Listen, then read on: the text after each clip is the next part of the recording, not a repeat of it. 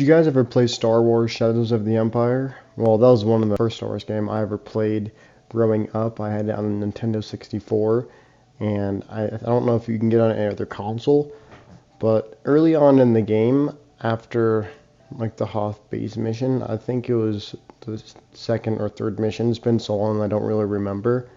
There was a mission just like the mission in Star Wars Battlefront 2015 where you have to defend Echo Base from an onslaught of Imperial walkers, or AT-STs and AT-ATs.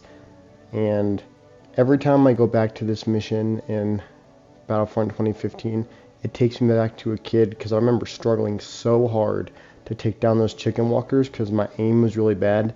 But, you know, if you think about it, it was on the 64, so there was one analog controller, so I don't remember how it flies, but I bet the controls weren't all there. But it even plays the same musical score, and it's very nostalgic for me. I think there's like a very cathartic release that I get when I go back to this mission.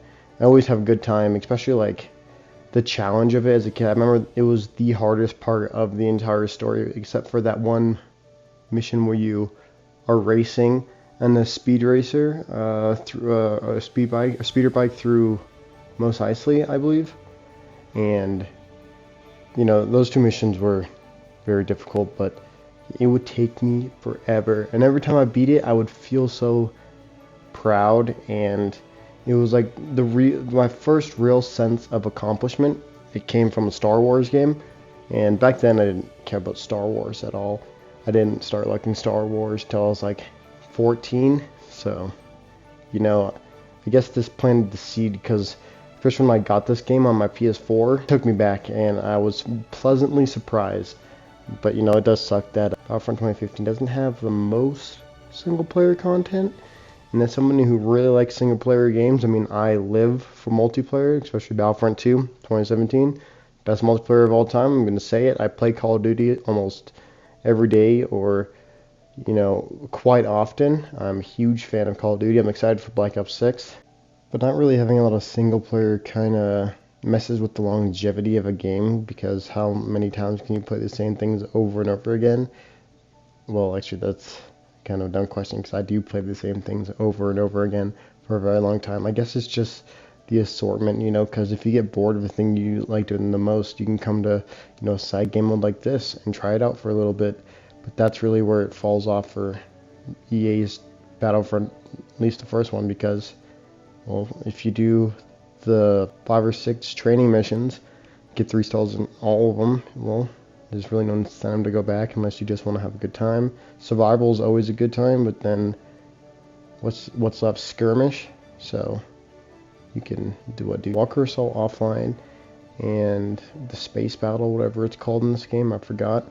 And you know, no story, you know, no instant action. I feel like instant action is a must, especially in a Star Wars game. But you know, I wish there was more of this, because although the other 3 Battlefront games kind of make up for the lack of content in this one, if you look at them through like a collector's perspective and you own all of them, it is nice just to have all the features in one game. And if you don't own any of the other games or are not able to play the other games, well then, you know, owning just this one, especially if you're a single player person, is kind of a letdown or not worth it. And I just think it's one of those really cool things that you can just play these newer, quote-unquote newer Star Wars games. This game's almost 10 years old, which is insane. Pandemic's 2005 Battlefront, and then 10 years later, EA's Battlefront. So maybe somebody else's Battlefront will come out next year. We'll see, but it's just something really cool about playing these newer Star Wars games and having just little moments that take you back to the older Star Wars games. And I just think that's really cool, because as a child you experience these things, and then when you're a little bit older you experience them again and you're like, what the heck? I remember doing this. It gives you that nostalgic feeling. For some reason in Clone Wars, Lego Star Wars Clone Wars Episode 3, when you fight Ventress in Christophsis, I get nostalgic every time, and even the first time I ever played it, got nostalgic. Don't know why. Never seen it before. But anyways, that's just me rambling. Have a good day, guys.